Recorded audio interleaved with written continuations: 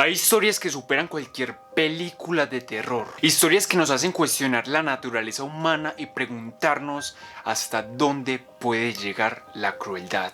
Esta es una de ellas. Japón es conocido por tener una baja criminalidad, por ser un país bastante seguro, por tener una cultura de respeto profundamente arraigada, pero en el año 1988 un caso sacudió el país entero y mostró lo más oscuro de la humanidad. Una historia de sufrimiento inimaginable, donde la maldad se presentó sin límites. Hoy hablaremos de una joven de 17 años llamada Junko Furuta, la cual su vida fue arrebatada de la forma más brutal posible. Un caso que sigue siendo recordado en uno de los crímenes más atroces de la historia de Japón. Si eres sensible, te advierto, esta historia no es fácil de digerir.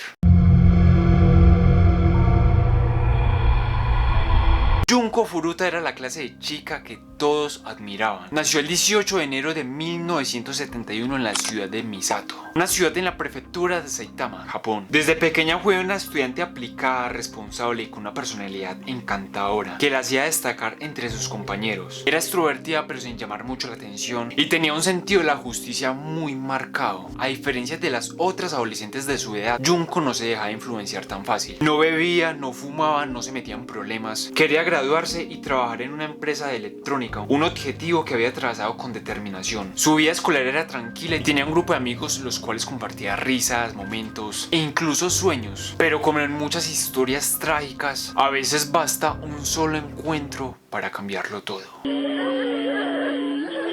Uno de los compañeros de su escuela era Hiroshi Miyano, un joven problemático con conexiones con los yakuza. Y si no sabes quiénes son los yakuza o realmente sabes poco, aquí te lo explico, pero a cambio te suscribes. Los yakuza son miembros de organizaciones criminales japonesas que operan principalmente en Japón. Aunque también tienen presencia en otros países, la palabra yakuza hace referencia tanto al nombre de estas bandas como a sus integrantes. Y su nombre proviene de un juego de cartas japonés, donde el número yaku significa 8, el ku significa 9 y el sa significa 3. Son considerados números desafortunados. Históricamente los yakuza han estado involucrados en actividades ilegales, como el tráfico de drogas, extorsión, apuestas ilegales y lavado de dinero. Sin embargo, también son conocidos por su código de honor, que se basa en principios como la lealtad, el respeto y el sacrificio. En algunas épocas los yakuza han tenido un papel ambiguo en la sociedad japonesa, ya que a veces se les veía como una especie de guardián o protector de ciertas comunidades, aunque sus métodos y actividades son ilegales. Aunque la presencia de los yakuza ha disminuido en los últimos años debido a la mayor vigilancia policial y a las estrictas leyes contra el crimen organizado en Japón, aún siguen existiendo y operando en diversas áreas. Y eso es lo que dice bajo la teoría.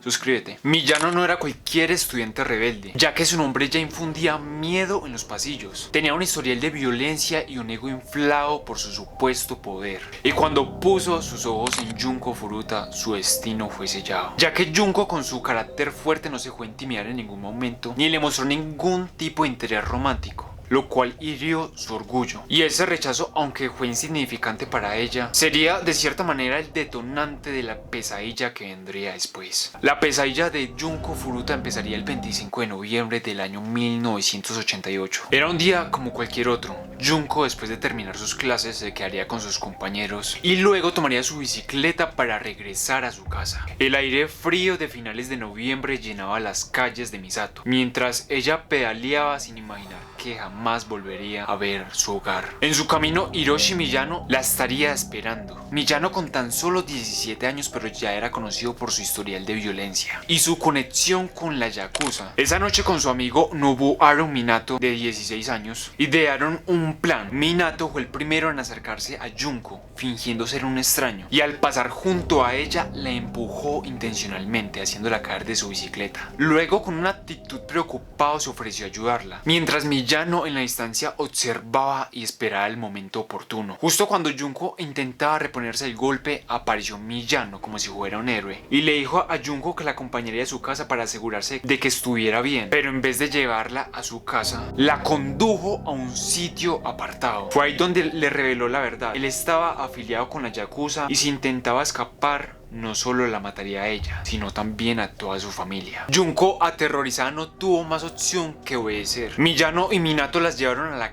casa de Minato, un lugar que pronto se convertiría en su prisión. Allí otros dos amigos se unieron a ese infierno que apenas iba a comenzar: el hermano de Minato y otro enfermo llamado Watanabe. Estos cuatro se hacían llamar los Cuatro de Koto. Eran conocidos por sus actividades delictivas y sus violentos ataques a mujeres, pero esta vez su crueldad alcanzaría niveles inhumanos. Cuando los padres de Minato preguntaron que quién era la chica, obligaron a Junko a decir que era novia de Miyano. Bajo esa mentira pudieron mantenerla en la casa sin ningún tipo de sospecha. Y lo peor de todo es que inclusive los padres de Minato sabían lo que realmente estaba ocurriendo, pero por miedo a los yakuza no hicieron absolutamente nada. Así comenzaría la peor pesadilla de 44 días que cualquier persona puede pasar. Lo que Junko Furuta vivió durante esos 44 días solo cabe en la imaginación de alguien que es inhumano, porque realmente le hicieron cosas horribles. Fue sometido a una de las torturas más brutales y prolongadas jamás documentadas. Sus captores la convirtieron en su prisionera, su juguete y su víctima, ya que desde el primer día fue golpeada salvajemente. La obligaban a desnudarse mientras se reían de ella, le apagaban cigarrillos en la piel, la quemaban con cera caliente, le arrancaban las uñas, la golpeaban con barras de hierro e incluso palos de béisbol.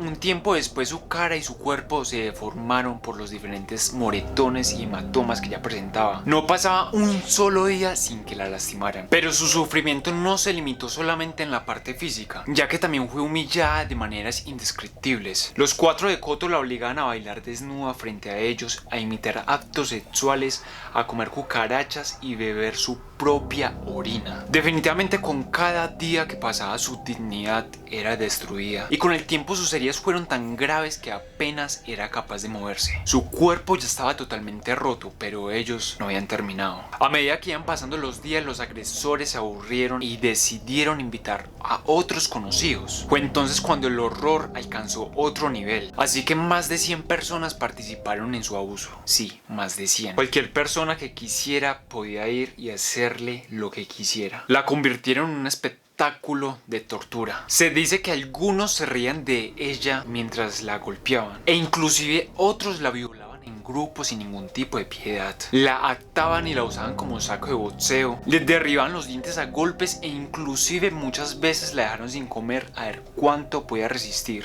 Pero lo peor llegaría cuando encontró la mínima posibilidad de esperanza de escapar. En una ocasión, mientras sus captores estaban distraídos, consiguió tomar un teléfono y llamar a la policía. Fue su única oportunidad, su única esperanza, pero el destino fue bastante cruel. Antes de que pudiera decir dónde estaba, Miyano la descubrió. Su castigo sería muy cruel, muy brutal, ya que le encendieron sus piernas, la golpearon con pesas y la torturaron con más intensidad que nunca. Y a partir de ese momento Junko dejó de luchar. Su cuerpo ya no respondía, su espíritu estaba completamente destruido. Y lo más escalofriante es que a pesar de todo hubo personas que pudieron haberla salvado y no lo hicieron. Los padres de Minato sabían lo que estaba ocurriendo, pero por miedo a los yakuza no intervinieron de ninguna manera. Por otro lado, los policías, al recibir una llamada de estas características, porque no empezó una búsqueda de tal vez de la persona que estaba desaparecida, Junko Furuta estaba totalmente sola y en un infierno sin salida. Después de 44 días de horror,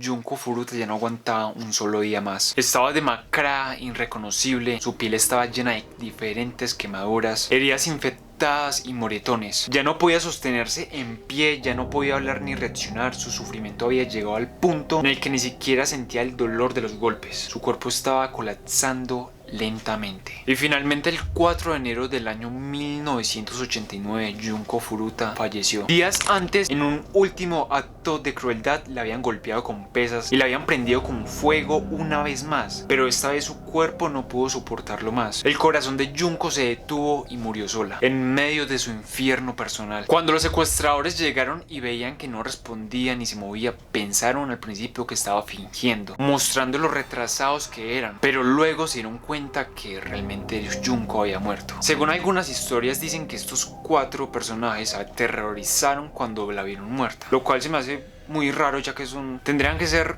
4 retrasados. Pero en algún momento se sintieron culpables o por lo menos mostraron remordimiento. No, realmente lo que les interesaba era deshacerse del cadáver para que no los descubrieran. Con frialdad y sin ninguna muestra de humanidad, metieron su cuerpo en una bolsa negra y lo colocaron dentro de un barril de 55 galones. Luego llenaron el barril con cemento para ocultar el cuerpo. Cuando el cemento se endureció, cargaron el barril y lo abandonaron en un terreno baldío en Koto, Tokio, como si se tratara de un simple desecho. Ellos creían que habían salido impunes, que jamás descubrirían lo que hicieron, pero no sabían que la verdad pronto saldría a la luz. Poco después el cuerpo de Junko Furuta fue encontrado y aquí la policía empezaría con su investigación. Las diferentes pistas llevaron a los 4 responsables, quienes en un descuido confesaron involuntariamente haber cometido un asesinato. Y hablando exactamente de cuando hallaron el cuerpo de Junko Furuta en el barril, encontraron algo que realmente los dejó sin aliento, ya que dentro del contenedor sellado con cemento estaban los restos de Junko Furuta. Y cuando realizaron las diferentes autopsias, los médicos forenses dieron el resultado de que habría sufrido un nivel de tortura inimaginable. Su cuerpo estaba totalmente destrozado, sus huesos estaban fracturados, sus órganos internos gravemente dañados, su rostro irreconocible. Era evidente que sus últimos días habían sido un infierno en la tierra. Cuando la noticia se hizo pública, Japón entero se indignó. Pero lo que más causó la furia no solo fue el crimen, sino la sentencia absurdamente bajas que tuvieron estos 4 demonios. A pesar de haber cometido un acto monstruoso, ninguno recibió cadena perpetua.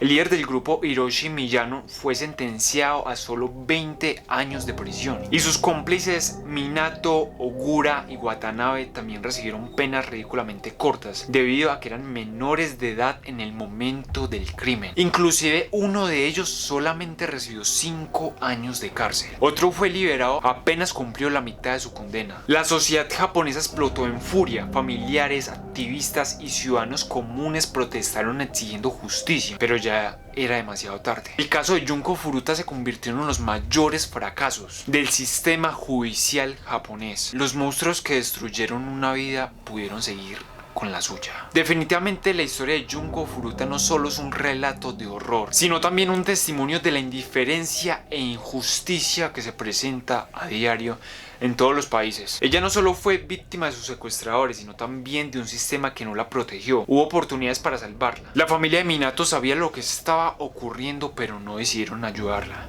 Y más de 100 personas abusaron de ella y ninguno la ayudó. Fue completamente abandonada y al final sus asesinos quedaron prácticamente impunes para lo que hicieron. Su nombre se ha convertido en un símbolo de lo que pasa cuando la justicia, supuestamente justicia, falla. Y hacer un recordatorio y un llamado a la empatía con los demás. Hoy Junko Furuta descansa en paz, pero su historia nunca será olvidada.